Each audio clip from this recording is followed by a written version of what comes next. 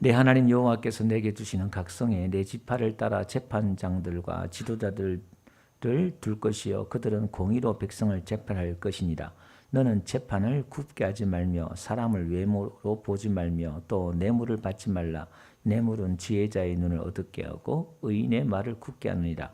너는 마땅히 공의만을 따르라. 그리하면 네가 살겠고 내 하나님 여호와께서 내게 주시는 땅을 차지하리라. 내 하나님 여호와를 위하여 쌓은 제단 곁에 어떤 나무로든지 아세라상을 세우지 말며 자기를 위하여 주상을 세우지 말라. 내 하나님 여호와께서 미워하시느니라. 아멘. 할렐루야. 그 앞에 지금 16장에 우리 지난주에 읽었던 내용이 무슨 내용이냐면은 우리 지난주 16장 제목이 평생 기억하라 그랬잖아요. 지난주에 우리가 이제 하나님께서 모세를 통해서 너희들이 가나안 땅에 들어가면 이제 절기를 지켜라 그랬잖아요. 6월절, 77절, 초막절을 지켜라. 그러면서 평생 기억해라. 지난주에 그렇게 말씀했어요. 그 뭘 기억해야 되느냐? 그들이 이 3대 절기를 지키면서 평생 기억해야 될 게 뭐냐면 그들이 어떻게 구원받았는가. 6월절 날 장자의 그 죽음을 통해서 그들이 구원을 받았잖아요. 그 6월절이 지나가다라는 뜻이라고 그랬어요. 그 구원을 기억하고 그 다음에 무교절과 6월절, 무교절, 초실절이 같은 절기라고 그랬어요. 14일이 6월절이고 15일이 무교절이고 일주일 동안 무교절이고 또 그다음 16일이 초실절이고 그 다음에 77절이 77이 49, 7주가 7번 같죠. 그 49일 동안 밀을 수확하는 절기예요. 그 마지막 하루 49일이 지나고 오순절날 그게 이제 오순절날 맥추절 절기죠. 그 절기를 지키면서 초막절도 마찬가지죠. 초막절은 가을에 지키는 거예요. 그러니까 봄은 6월절이고 여름 절기는 이제 맥추절, 가을 절기는 초막절, 수장절이라 하고 초막절이라 그러죠. 그럼 이 3대 절기를 지키면서 이제 맥추절과 초막절은 사실은 밀수확과 1년 동안 농사를 수확한 수장절, 초막절 이게 뭐냐면 수확을 거둬들여서 하나님이 택하신 곳에서 너희들이 남녀노소 다 모여가지고 먹고 즐거워해라 이 말이에요. 그러니까 구원을 그들이 기억하고 이들이 하나님이 택하신 곳에 이 3대 절기는 다 성전에 하나님 와야 돼요. 순례해야 한단 말이에요. 그들의 정체성과 그들이 하나님이 이렇게 또 복을 주셨지. 하나님 앞에서 먹고 즐거워하란 말은 이게 하나님이 우리에게 주셨지. 그걸 기억하는 거예요.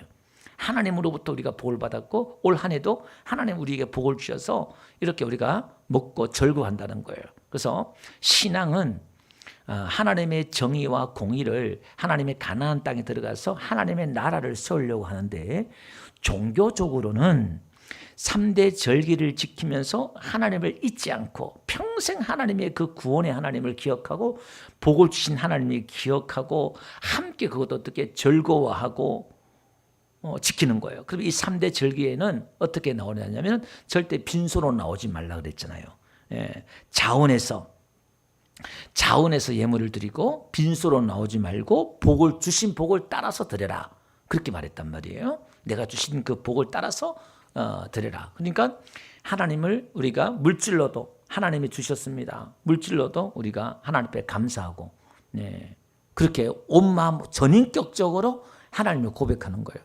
입술로만 하나님 믿습니다. 그게 아니라 우리가 하나님을 사랑하고 믿는다면 전인격적으로 하나님을 믿고 고백해야 될 줄 믿습니다. 여러분 하나님은 살아계신 하나님인 줄 믿습니다. 우상이 아니다 이 말이에요. 하나님을 만으로 여기지 말라 이 말입니다. 그래서 오늘 우리 17절 그 앞에 안 읽었습니다만은 17절에 보니까 사람이 내 하나님 여호와께 주신 복을 따라 그 힘대로 드려라 그렇게 말하고 있잖아요. 그 다음에 이제 이렇게 종교적으로 하나님을 참 신실하게 드리라. 17장 1절 한번 볼게요. 여기 또 다시 언급하고 있는 게 흠이나 악질이 있는 소와 양은 아무것도 내 하나님 여호와께 드리지 말지니라. 그 흠이라는 것은 외적으로 흠이 있는 것, 눈에 보이는 것. 악질은 안 보여요. 사람은 아무도 안 보인다. 그 사람이 볼 수 없는 거예요. 주인만 아는 거지요. 있는 것 병든 짐승들이 있잖아요. 그러니까 어차피 잡아서 번제로 드릴 거, 태울 거 그거 좋은 거나 뭐 병든 거나 차이가 뭐가 있어? 어찌 가면 잡어 배 가르고 가죽 벗기고 각을 뜨면은 뭐 병든 거나 정결한 거나 다 똑같잖아요. 어차피 죽일 거. 여러분 그 가격이 몇십만 원, 몇백만 원 차이 난다면은 그 유혹 안 되겠어요? 유혹 되지요. 근데 하나님은 그거 드리지 마. 그러는 거예요. 그거 뭐예요? 가증한 것이다. 이렇게요. 가증하다가 많이 토가 나온다는 거예요. 하나님이 토한다는 거예요. 역겹다. 그거 드리지 마라. 그래서 우리가 하나님 앞에 예물 드리고 뭘 할 때도 전인격적으로 정성을 다해서 우리가 하나님을 섬기고 예배해야 될 줄 믿습니다. 자, 그러면 이렇게 종교적으로 하나님을 신실하게 섬기는데 이렇게 섬기면서 하나님이 또 뜬금없이 뭐라고 그러냐면은 아세라상을 쏘지 말래요. 21절 한번 봅시다. 21절 내 하나님 여호와를 위하여 쌓은 제단 곁에 어떤 나무로 6장 21절이에요. 아세라상을 쏘지 말며 자기를 위하여 주상이 이제 기둥이에요. 이 왜 주상이냐면 아세라상이 기둥으로 만든 여신상이거든요. 그걸 그러니까 하나님의 제단 옆에다가 그걸 세우지 말라는 거예요. 이게 뭐냐면 하나님을 섬기면다고 하면서도 하나님을 우상 섬기듯이 섬기는 거예요. 그러니까 자기 중심적으로 또 우상을 두는 거예요. 그러니까 우리가 교회에 나오면서도 여러분 우리가 하나님 믿는다 고백하잖아요. 지금 예배 드리잖아요. 근데 여러분들의 중심과 생각은 또 따로 있어. 제가 언제 한번 몇 년 전에 설교했잖아요. 내가 믿는 예수님을 죽여야 됩니다. 제가 그래서 설교 제목을 감정했는데 각자 내가 믿는 예수와 네가 믿는 예수가 다른 거예요. 예. 목사가 믿는 예수와 집사님이 믿는 예수가 다르다 이 말이에요. 왜? 자기 식으로 믿어요. 자기 식으로. 자기 방식으로 믿는다 이 말입니다. 그러니까 자기 중심적으로 믿는 거예요. 자기 생각과 자기 중심이 바뀌어야 되는데 우상이란 것은 자기 중심적이다 이 말이에요. 하나님을 섬긴다고 하면서 교회에 나와서 자기 주장을 펴고 신앙생활을 한다는 사람이 자기 중심적이고 이기적이고 그걸 하나님 믿는다고 할 수 없죠. 그 아직 내 안에 우상이 있는 거예요. 나엘이 드라빔을 갖다가 숨기고 자기 아버지 집에 나온 것처럼 우리 각자 안에 그게 탐심이 우상 숭배라고 그랬으니까 그 욕심인 거예요. 그걸 깨트리라는 거예요. 하나님은 중심을 보시기 때문에 여러분 우리가 신앙생활 목사는 모를 수 있지만 하나님은 그 중심을 알잖아요. 우리 안에 하나님 앞에 내 욕심과 탐심을 가지고 교회 안에서 여러분 이익을 다투거나 내 욕심을 챙기고 내 것만 그렇게 해서는 안 된다 이 말이에요. 그래서는 하나님의 정의와 공의가 쓸 수 없는 거예요. 자, 그 다음에 이제 하나님께서 가나안 땅에 들어가면은 이제 또 뭘 하라 그러냐면은 법을 세우는 거예요. 지도자를 세워서 18절 한번 봅시다. 6장 18절. 각 성에 중간에 보니까 지파를 따라서 재판장들과 지도자들을 두라는 거예요. 그러니까 여러분 하나님이 가나안 땅에 이스라엘 백성을 집어넣으려고 하는 이유가 하나님의 나라가 어떤 나라인가를 눈으로 보여주기 위해서 그 샘플로 집어넣는 거잖아요. 그럼 그 나라에는 하나님의 정의와 공의가 실현되는 나라, 하나님의 정의와 공의가 세워지는 나라야 되어야 되는 거예요. 그러면 하나님께서 정의와 공의를 세우는데 어떻게 세우느냐? 사람을 통해서 지도자를 통해서 세운다 이 말이에요. 종교적으로 세우고 그 다음에 사법부는 지도자와 재판, 판사를 통해서 세운다 이 말이에요. 그 신명기 1장에서 이스라엘 백성들에게 모세가 언급한 게 뭐냐면 10부장, 50부장, 100부장 그 과거에 있었던 이야기를 끄집어내요. 그게 뭐냐면 가나안 땅에 들어가면 여러분 10부장, 50부장, 100부장 세운 이유가 뭐냐면은 재판하려고 세웠다는 말이에요. 모세 혼자 재판하니까 너무 힘드니까 10부장에서 안 되면 50부장 가고 50부장 안 되면 100부장 재판하고 그렇게 재판하려고 세워둔 거예요. 지도자를 이렇게. 그러면 너희들이 이제 가나안 땅에 들어가면 각 성마다 지파마다 지도자와 재판장을 둬서 하나님의 공의롭게 재판을 하라. 그 이야기를 지금 하는 거예요. 18절부터 이야기하는 게. 그래서 재판을 어떻게 하느냐? 사람을 외모로 보지 말고 그 다음에 뇌물을 받지 말고 20절 보니까 공의로만 따르라. 그렇게 말하고 있잖아요. 이게. 그러니까 여러분 이 사회를 세우는 데 있어서는 제일 중요한 게 사법부가 서야 돼요. 우리나라는 좌파 우파에 따라서 판사가 어떤 사상을 가냐에 따라서 판결이 완전 달라지잖아요. 그게 아니라 하나님의 그 말씀에 의해서 공의로운 그 재판이 써야 된다는 거예요. 올바른 판단이 써야 된다. 지금 그걸 이야기하는 거예요. 그래서 만약에 17장 8절 한번 가볼게요. 여기 보니까 서로 피를 흘려가 다투고 이제 구타해서 고소 고발이 일어났단 말이에요. 그러면 이 판결에 지금 누가 이제 시시비를 가는 게 어려워요. 그럼 이게 어떻게 하느냐? 이제 여러분 지방법원에서 판결하러 안 되면 고등법원 가고 고등법원 가면 우리가 또 대법원 가고 그러잖아요. 상원법원 올라가잖아요. 이렇게. 그러니까 9절 보니까 이제 레위 사람과 제사장과 당시 재판장에 나가서 물으라. 그리하면 그들이 어떻게 판결할지를 내게 가르치리라. 그 다음에 10절 여호와께 택하신 곳에서 그들이 내게 보이는 판결의 뜻대로 네가 행하되 그들이 내게 가르친 대로 삼가 행할 것이라. 그러니까 좀 어려우면 이제 더 제사장과 재판장이 나가라 이렇게 말하는 거예요. 그걸. 그래서 재판하고 그 다음에 4절 한번 가봅시다. 4절. 거기 보니까 2절부터 이야기가 뭐냐면은 신앙인들이 우상을 섬겼단 말이에요. 우상을 섬겨서 그럼 이게 종교적인 죄를 지은 거예요. 그러면은 이제 어떻게 하느냐? 4절 가 보니까 네가 만약에 들으면은 그걸 자세히 조사해 볼지 이렇게 나와요. 그걸 아주 구체적으로 특검을 하든지 자세히 조사해라. 이게 판결이 중요한 거기 때문에. 그래서 만약에 가정한 일을 행했다 그러면 남자 여자나 성문으로 끌고 성문이란 것이 이제 사람들이 제일 많은 곳이에요. 그 성문에서도 재판이 이루어지고 성문에서 여러분 이 성문에서 구약 성경에 성문에 앉았다 이 말은 재판관을 아는 거예요. 아브라함 조카 롯도 성문에 앉았다 이 말이 어떤 유지다 이 말이에요. 그게 그러니까 그 성문에서 판결해서 죽여라. 죽이는 어떻게 죽이느냐? 한 사람의 증언으로 죽이지 말라. 6절을 보니까 한 사람의 증언으로 죽이지 말고 이런 자를 죽이기 위해서는 증인이 먼저 그에게 손을 댄 후에 뭇백성이 될지라. 그러니까 내가 이 사람은 분명히 우상 섬기고 나쁜 걸 봤습니다 하고 자기가 손을 얹는 거야. 그 자기가 또 돌로 쳐요.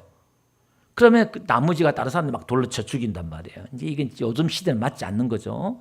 옛날에는 공개 처형을 하는 거예요.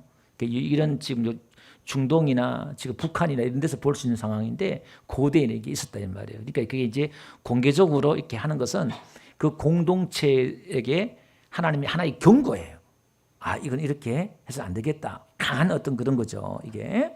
그 다음에 또, 재판할 때 여기 보니까 두세 정, 6절 보니까 두세 사람의 정인을 세워라. 6절 봅시다. 죽일 자를 두 사람이나 세 사람의 증언으로 죽일 것이요. 한 사람의 증언으로는 죽이지 말라 이렇게 말했단 말이에요. 그러니까 한 사람의 모함으로 이렇게 할 수 있잖아요. 근데 이게 분명히 두 사람, 세 사람 증인으로 이 사람을 죽여라. 그렇게 말하는 거예요. 만일 이 사람이 거짓 증언하잖아요. 거짓 증언하면 어떻게 되느냐. 19장 가볼게요. 19장 16절에 가보면은 이 사람은 어떻게 되어서 이렇게 말합니다. 만일 위정하는 자가 있어 어떤 사람이 악을 행하였다고 말하면 그 논쟁하는 성방이 같이 하나님 앞에 나아가 그 당시의 제사장과 재판장 앞에 설 것이요 재판장은 자세히 조사하여 그 증인이 거짓 증거하여 그 형제를 거짓으로 모함한 것이 판명되면 그가 그의 형제에게 행하려고 한 그대로 그에게 행하여 너희 중에 악을 제하라. 그리하면 그 남은 자들이 듣고 두려워하여 다시는 그런 악을 너희 중에 행하지 아니하리라. 내 눈이 궁리를 여기지 말라. 생명에는 생명으로, 눈에는 눈으로, 이에는 이로, 손에는 손으로, 발에는 발로이니라. 그러니까 거짓 증언하면은 그 사람처럼 똑같이 그냥 죽는 거예요. 이렇게. 그러니까 이 거짓 증언하지 말라. 우리 십계명에도 나오잖아요. 거짓 증언하지 말라. 이렇게 말씀하고 있어요. 이게 공동체를 이스라엘의 사회적으로 공동체를 세우는 데 있어서 이게 너무너무나 이게 기강이 중요한 그런 부분입니다. 종교적으로. 그 다음에 어쨌든 판결이 나면은 그 판결대로 따라가야 되는 거예요. 10절에 그 판결대로 율법의 뜻대로 11절에는 율법의 뜻대로 10절에는 판결의 뜻대로 그 이제 판례대로 그게 이제 행하는 거예요. 이게. 그 다음에 이제 종교적으로 사법적으로 하나님의 정의와 공의가 그렇게 실현돼야 되고 그 다음에 정치적으로는요 어떻게 세워지느냐 14절 한번 가볼게요. 왕을 대해서 이야기합니다. 14절 보니까 네가 내 하나님 여호와께서 내게 주시는 땅에 이르러 그 땅을 차지하고 거주할 때에 만일 우리도 우리 주위의 모든 민족들 같이 우리의 왕을 세워야겠다는 생각이 나거든 반드시 내 하나님 여호와께서 택하신 자를 내 위에 왕으로 세울 것이며 내 위에 왕을 세우려면 내 형제 중에서 한 사람을 할 것이요 내 형제 아닌 타국인을 내 위에 세우지 말 것이며. 여러분 사무엘 시대 때 이스라엘 백성들이 왕을 요구할 때에 사무엘이 슬퍼하고 하나님도 슬퍼하고 하셨잖아요. 그러면 지금 이게 400년 전에 사무엘 지금 그 400년 전에 지금 가나안 땅 들어가기 전에 지금 하나님 이게 말씀한단 말이에요. 이스라엘 백성들이 왕을 세울 걸 알았다 이 말이에요. 그러니까 하나님이 이 왕의 제도가 세워질 것을 안 거예요. 그러면 이스라엘 백성들이 400년 후에 그들이 왕을 요구한 게 뭐냐면 이방인과 같은 왕을 요구했단 말이에요. 그 동기 자체가 틀린 거예요. 하나님도 그 왕을 통해서 하나님의 그 정의와 공의를 이뤄나가는데 그러니까 그 땅은 하나님의 신정 정치가 이루어져야 되는데 하나님의 대리자로서 설 수 있는 왕이 되어야 된단 말이에요. 그 자격이. 근데 이스라엘 백성은 그딴 거는 신경 안 쓴 거예요. 하나님의 그 기준을 버리고 그냥 이방인들처럼 편하니까 그냥 왕을 요구했다 이 말이에요. 그러면 하나님이 그 정치를 통해서 왕을 통해서 하나님의 공의와 정의가 세워지려고 하나님이 비전을 가지고 지금 말씀하시는데 그럼 왕의 조건이 뭐냐 그 말이에요. 첫 번째 15절 보니까 형제 중에 세워라 이 말이에요. 여러분 왕이란 것은 이스라엘 백성들 그 정체성이 있다 이 말이에요. 왕이 통치하는데 이스라엘의 그 정체성, 그 민족성 이걸 가지고 정치를 해야 되잖아요. 그게 아닌 다른 어떤 정체성을 가지고 정치할 수 없잖아요. 그러니까 형제 중에서 해라. 그렇게 말씀하고 있어요. 타인은 세우지 마라. 이렇게 말하고 있습니다. 타인은. 이거는 신약 시대 와서 보면요. 좀 비슷한 내용이 나옵니다. 그거 좀 이따 말씀드릴게요. 그 다음에 20절 한번 볼게요. 20절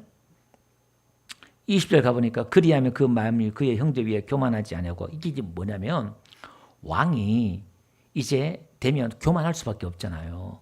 그러면 이 왕이 하나님의 그 율법서를 가지고 늘 곁에서 하나님의 그 말씀을 곁에 두고 18절 볼게요. 그가 왕위에 오르거든 이 율법서의 등사본을 그러니까 율법서란 것은 창세기부터 신명기까지예요. 이게 토라 이게 이제 율법서거든요.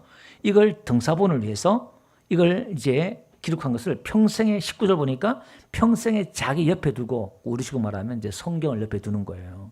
두고 그 하나님을 경외하기를 배우고 그걸 또 지켜 행하는 거예요. 그러면 마음이 교만하지 않는 거예요. 그러니까 다시 말해서 하나님의 말씀의 지배와 통치를 받는 왕. 그러니까 그건 자기 중심적으로 하는 게 아니잖아요. 신정 정치하잖아요. 여러분 미국에서 제일 존경받는 대통령이 누굴까요? 아브라함 링컨이잖아요. 사회적으로 교육을 1년밖에 못 받았지만 어머니가 유언으로 남겨주면서 성경책 하나 남겨주면서 그가 이제 어머니 유언대로 성경 하나 믿고 가잖아요. 제일 존경받는 대통령이었죠. 기도하면서 남북전쟁 때도 하나님 우리 편 되게 해달라고 기도하는 게 아니라 우리가 하나님 편에 되게 해달라고 기도하고 그 전쟁 와중 가운데서 기도하는 참 기도의 사람이죠.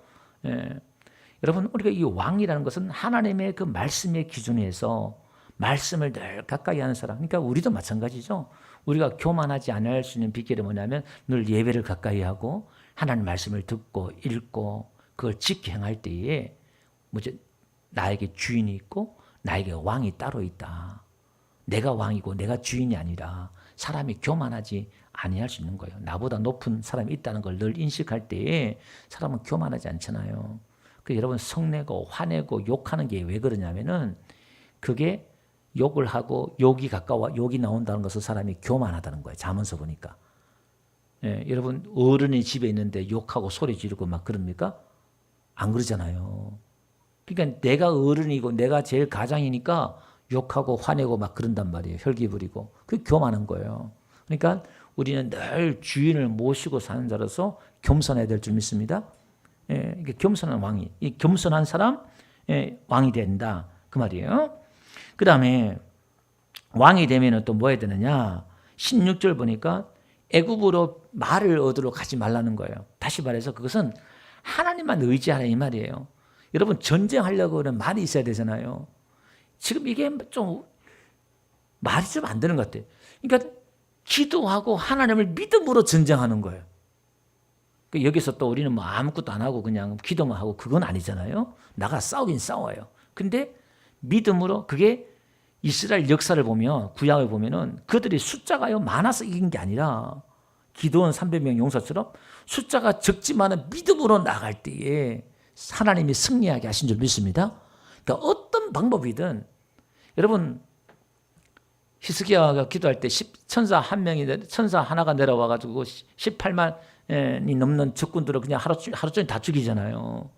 그러니까 하나님 입장에 봐서는 60만이 넘는 대군이 있으나 우리 군인들이 있으나 30만 대군이 있으나 하나님이 이기게 하시면 이기게 하신 줄 믿습니다.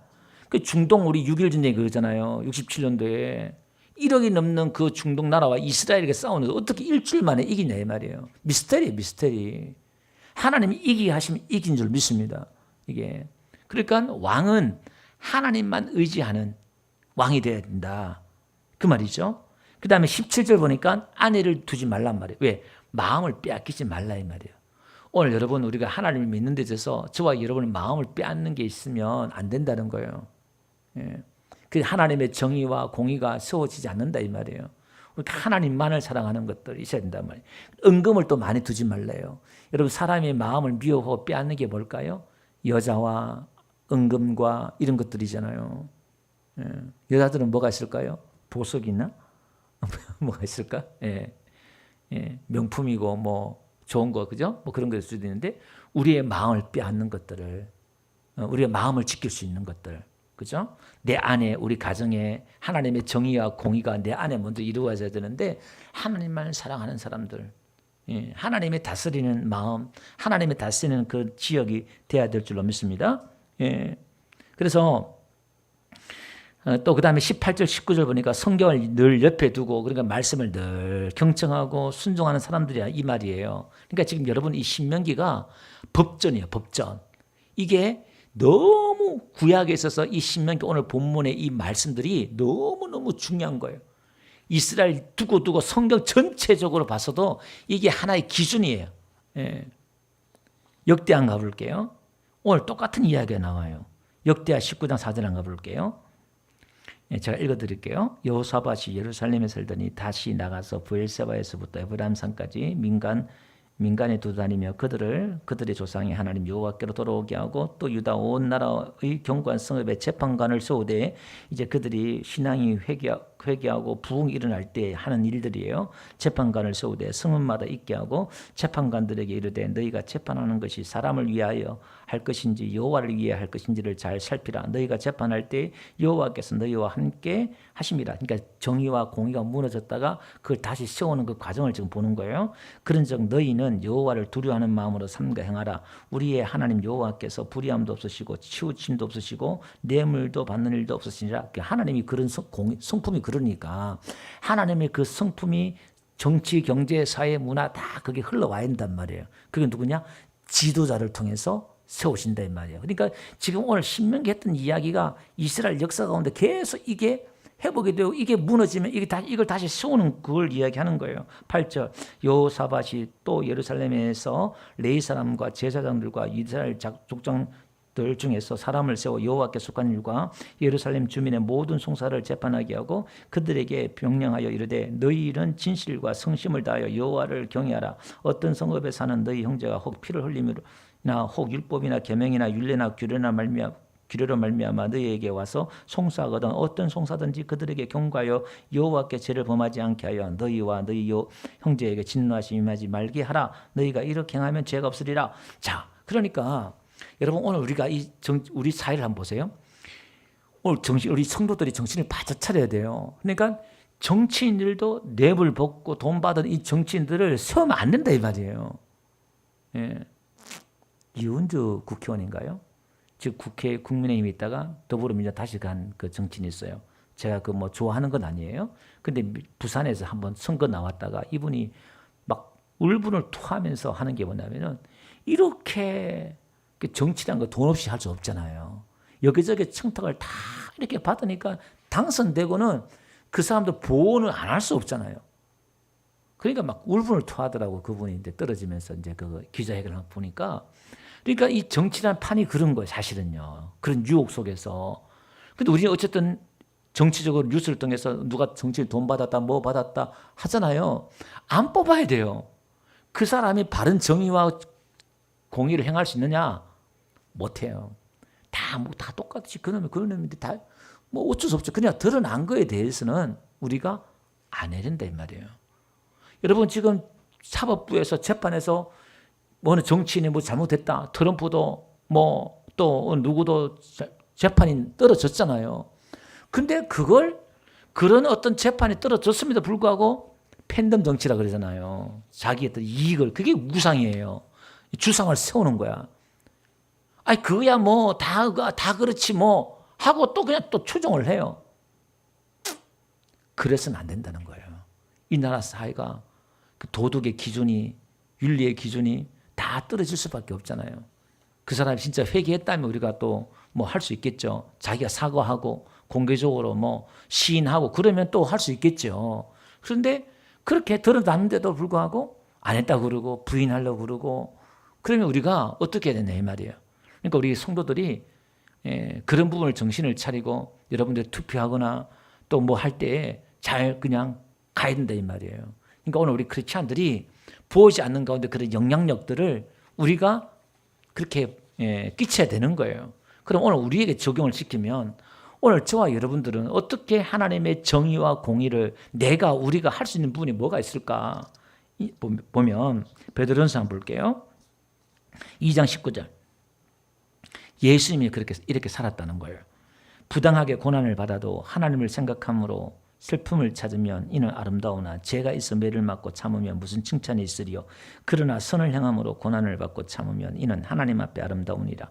이를 위하여 너희가 부르심을 받았으니 그리스도도 너희를 위하여 고난을 받으사 너희에게 본을 끼쳐 그 자취를 따라오게 하려 하셨느니라. 그는 죄를 범하지 아니하시고 그 입에 거짓도 없으시며 욕을 당하시되 맞대어 욕하지 아니하시고 고난을 당하시되 위협하지 아니하시고 오직 공의로 심판하신 이에게 부탁하시며 친히 나무에 달려 그 몸으로 우리 죄를 담당하셨으니 이는 우리로 죄에 대하여 죽고 의에 대하여 살게 하려 하십니다. 그가 채찍에 맞음으로 너희는 나음을 얻었나니. 자, 그러면 말씀을 정리할게요. 6월절 종교 절기를 지키면서 평생 기억해라. 그들이 어떻게 구원받았고 하나님 어떤 은혜를 주시는가를 하나님 앞에 먹으면서 절구하면서 기억해야 한단 말이에요. 그러면 오늘 우리도 이 땅에 살면서 우리가 어떻게 구원받았는가, 예수님의 그 피값으로 그 저주받으심으로 우리가 구원받았다면 예수님의 그 삶을 우리가 본받아야 되는 거예요. 예수님의 그 삶은 욕과 모욕과 멸시를 받으면서도 그 모든 걸 공의의 하나님께 맡겼다는 거예요. 내가 심판하는 게 아니라 로마서 보니까 원수 갚는 것을 내게 맡겨라. 네가 원수 갚지 말라는 거예요. 하나님의 공의와 정의는 하나님이 세워나가는데 그 하나님의 공의와 정의가 세워나가기 위해서 우리는 어떻게 되느냐, 이 땅에서 저와 여러분들이 고난을 받아야 된다는 거예요. 믿음 때문에 우리가 핍박과 고난 가운데서도 참고 인내하는 가운데 하나님의 공의와 정의가 그렇게 보여주고 드러날 수 있도록 해야 한다는 거예요. 내가 막 세워나가고 그런 게 아니라, 이게 좀 어려운 얘기인 것 같지만 우리가 바른 말하고 또 그럴 때는 또 우리가 낼 수도 있겠지만, 그렇지만 하나님의 그 사랑, 공의, 하나님의 그 모든 백성과 아울러서 같이 품고 사랑하고 안을 수 있는 것. 그러니까 하나님의 그 나라에는 억울한 사람이 있으면 안 되는 거예요. 억울한 사람이나 소외된 사람이 있으면 안 된다 이 말이에요. 다 함께 즐기고 함께 공평하고, 이게 잘못하면 사회주의, 공산주의 뭐 이렇게 갈 수 있는데요. 막 흉내 내긴 내는데, 좌파들이 흉내 내긴 내는데 좀 문제가 있어요. 성경적이진 않아요. 그건 이제 있는 사람을 뺏어가지고 나눠 먹자, 뭐 하자, 뭐 이렇게 막 나오기만 하는데, 어쨌든 오늘 하나님의 그 나라에 있어서 우리는 교회 안에 가정 안에서도요 억울한 사람이 있으면 안 된다 이 말이에요. 불공평한 사람이 있으면 안 된단 말이에요. 건강한 교회와 건강한 가정과 건강하지 않는 가정 차이가 뭐냐면은 항상 희생양이 있어요. 그 가정에 누군가가 한 사람이 희생해서 그 가정이 평안한 경우가 있단 말이에요. 공동체 가면 그게 희생양이 있는데 그 한 사람을 죽이고 그 한 사람을 희생시켜서 그 공동체가 막 화기애애한다? 그건 아닌 거예요. 학교에 가도 왕따 있고 막 그러잖아요.